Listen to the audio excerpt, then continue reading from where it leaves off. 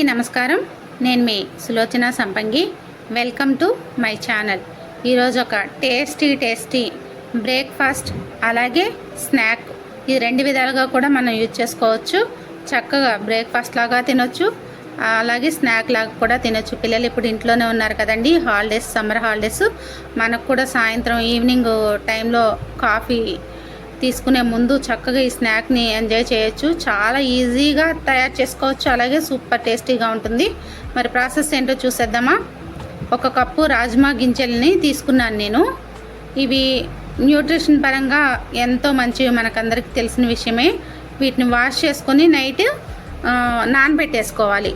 శుభ్రంగా 2-3 సార్లు కడిగి నైట్ నానబెట్టుకున్న తర్వాత తెల్లారే ఒక కుక్కర్లోకి తీసుకొని కొంచెం వాటర్ వేసుకొని, ఒక కప్పు వాటర్ వేసుకొని ఒక్క విజిల్ వచ్చేంత వరకు ఉడికించుకోవాలండి. దీనిలో సాల్ట్ కూడా వేసుకోవాలి. కొంచెం సాల్ట్ అనేది క్లిప్ మిస్ అయింది. సాల్ట్ వేసుకొని ఒక్క విజిల్ వచ్చేంత వరకు ఉడికించుకొని ఒక మిక్సీ జార్ తీసుకొని ఒక 5-6 పచ్చిమిర్చి తీసుకున్నాను. అలాగే ఒక చిన్న అల్లం ముక్క, ఇంకా వచ్చేసి ఒక 2-3 రెమ్మలు కరివేపాకు అండి. కరివేపాకు వేసుకొని అలాగే ఒక స్పూను జీలకర్ర కూడా వేసుకోవాలి. ఈ మిక్సీ జార్లోకి జీలకర్ర వేసుకొని కరివేపాకును కూడా వేసేసుకుందాం. ఒక 3 రెమ్మల వరకు కరివేపాకును వేసేసుకొని గ్రైండ్ చేసుకోవాలి. కచ్చా పచ్చగా గ్రైండ్ చేసుకుంటే సరిపోతుంది అనమాట. మరి మెత్తగా పట్టాల్సిన అవసరం లేదు, కచ్చా పచ్చగా చేసుకుంటే సరిపోతుంది. ఇప్పుడు ఒక 2 కప్పులు బియ్యం పిండిని తీసుకొని ఒక బౌల్లోకి, దీనిలోకి మనం సన్నగా కట్ చేసి ఉంచుకోవాలండి ఉల్లిపాయలు. ఒక 2 మీడియం సైజు ఉల్లిపాయలని కట్ చేసి ఉంచుకోవాలి. ఒక 2 అయితే సరిపోతాయి మనకి. ఇలా కట్ చేసుకున్న ఉల్లిపాయలను కూడా ఈ పిండిలోకి వేసేసుకోవాలి. ఇలా వేసేసుకున్న తర్వాత మనం గ్రైండ్ చేసుకుందాం కదా పచ్చిమిర్చి, అల్లం, జీలకర్ర, కరివేపాకు, దీన్ని కూడా ఈ మిశ్రమాన్ని కూడా ఈ పిండిలో వేసేసుకోవాలి. ఇలా వేసుకున్న తర్వాత దీనిలోకి సరిపడినంత సాల్ట్ని కూడా వేసుకోవాలండి.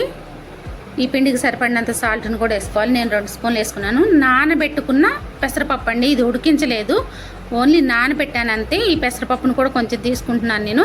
తినేటప్పుడు క్రంచీగా బాగా తగులుతుంది అనమాట. చూడండి, ఈ రాజ్మా గింజలు కూడా చక్కగా ఒక్క విజిల్ మాత్రమే వేసాను. తర్వాత ఇవి కూడా వేసుకొని ఈ పిండిలోకి 1 కప్పు వేసుకున్నాను. వేసుకుని నానబెట్టి ఉడికించిన రాజ్మా గింజలు వేసుకున్న తర్వాత ఈ పిండి అంతా కూడా కొంచెం వాటర్ పోసుకుంటూ మనం కలుపుకోవాలి. ఈ రాజ్మా ఉడకబెట్టిన వాటర్తో అయినా మనం ఇలా పిండిని కలుపుకోవచ్చు. నేను నార్మల్ వాటర్ని కలుపుతున్నాను. అవి కొంచెం ఎర్రగా ఉంటుంది కదా వాటర్, అందుకోసమని అవి వేయకుండా నేను నార్మల్ వాటర్తో కలుపుతున్నాను. చూడండి, ఈ పిండి అంతా కూడా వాటర్ పోసుకుంటే ఇలా ఈ కన్సిస్టెన్సీలో ఉండేటట్టు పిండి చక్కగా జారుగా అవ్వకూడదు, అలాగే టైట్గా ఉండకూడదు. ఇలా స్మూత్గా చక్కగా కలుపుకోవాలి. చూడండి, మీకు చూపిస్తున్నాను. ఉండ చేస్తే ఇలా ఉండాలి మనకి. చూసారు కదా, విడిపోకుండా అలాగే లూజ్గా కాకుండా ఇలా ఉండాలి. ఇలా ఉన్నదాన్ని మనం చేతికి ఆయిల్ రాసుకొని కొంచెం పిండి ముద్ద తీసుకొని కొంచెం మనం ఇలా రౌండ్గా మనకు నచ్చిన షేప్లో చేసుకోవచ్చండి. మన టిక్కీలాగా చేస్తున్నాను నేను.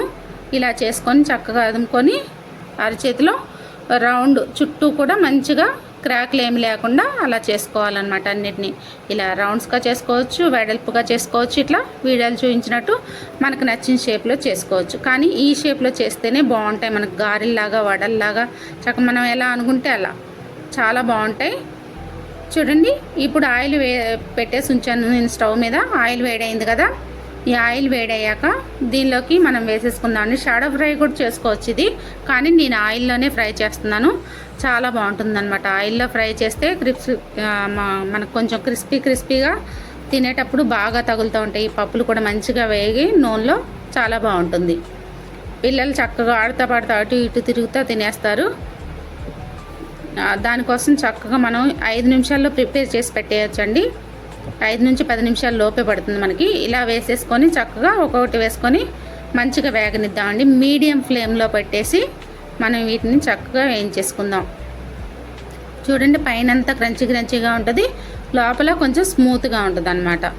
ఇలా మరీ మందంగా చేసుకోకూడదు, మరీ పలచగా చేసుకోకూడదు, ఒక మీడియంగా చేసుకోవాలన్నమాట. వీటిని, ఈ టిక్కీల్ని మీడియంగా చేసుకుంటే సరిపోతుంది. చూసారా, రాజ్మా గింజలు కూడా ఎలా కనిపిస్తున్నాయో చక్కగా. కొంచెం గోల్డెన్ బ్రౌన్ కలర్ వచ్చేంత వరకు కూడా వీటిని టర్న్ చేసుకుంటూ వేయించుకోవాలండి. చూడండి, వీడియోలో చూపించినట్లుగా చక్కగా మీడియం ఫ్లేమ్లోనే ఉంచి వేయించుకోవటం వల్ల లోపలికంట బాగా ఉడుకుతుందన్నమాట. మంచిగా వేగుతాయి ఇవన్నీ కూడా. ఇలా మనకి మరీ తిక్కు కలర్ ఏమీ రాదండి. ఇది మనం వరిపిండితో చేస్తున్నాం కాబట్టి మరీ తిక్కుగా రాదు. చూసారు కదా, బిస్కెట్ కలర్ అంటాం కదా, ఆ కలర్లోకి వస్తుంది. మనం బయటికి తీసేసరికి కొంచెం గోల్డెన్ బ్రౌన్ కలర్లో అనిపిస్తుంది అనమాట. ఇవి చల్లారితే ఇట్లా వచ్చినప్పుడు మనం తీసేసుకొని ఒక ప్లేట్లో పెట్టేసుకుందాం. మిగతా అవన్నీ కూడా మనం ఇలాగే వేయించేసుకుందామండి. చక్కగా ఇలా ఇంకొక రౌండ్ కూడా వేసేసుకొని చక్కగా వేయించేసుకుందాం. చూడండి, ఇలా కొంచెం నూనె తక్కువగా కావాలి అనుకుంటే కొంచెం తక్కువ నూనె వేసుకొని వేయించుకోవచ్చు. అయినా ఇది మనం వరిపిండితో చేస్తున్నాం కాబట్టి నూనె కూడా ఎక్కువ అబ్జర్వ్ చేయదు, అసలు పీల్చుకోవటం అనేది ఉండదు. అందులో మనం రైస్ బ్రాన్ ఆయిల్ వాడుతున్నాం కదా, వెస్టేజ్ రైస్ బ్రాన్ ఆయిల్, అది తక్కువ అబ్జర్వ్ చేసుకుంటుంది. 0 కొలెస్ట్రాల్, మనకి చాలా బాగుంటుంది అనమాట, హెల్త్కి చాలా మంచిది. చూడండి, ఇట్లా మనం అంతా కూడా చక్కగా వేగిపోయింది. ఈ రౌండ్ కూడా తీసేసి పక్కన పెట్టేసుకుందాం. చక్కగా మన రెసిపీ అనేది చక్కగా రెడీ అయిపోయిందండి. ఈ స్నాక్ వచ్చేసి చాలా చాలా టేస్టీగా ఉంటుంది. తినేటప్పుడు మధ్య మధ్యలో ఈ పెసరపప్పు అలాగే రాజ్మా గింజలు ఉన్నాయి కదా, ఇవి తగులుతా చాలా బాగుంటుంది. మరి మన ఈ స్నాక్ని చక్కగా రెడీ చేసుకొని మీకు ఎలా కుదిరిందో నాకు కామెంట్ రూపంలో తెలియజేయండి. చక్కగా ఈజీ స్నాక్ అనమాట, చాలా టేస్టీగా ఉంటుంది. ఖచ్చితంగా కామెంట్ చేయటం మర్చిపోకండి. ఈ వీడియో కానీ మీకు నచ్చినట్లయితే లైక్ చేయండి, షేర్ చేయండి, సబ్స్క్రైబ్ చేయండి. మీ ఫ్రెండ్స్ అండ్ రిలేటివ్స్కి షేర్ చేయండి.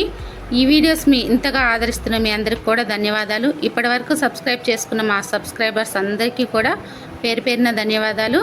Thanks for watching.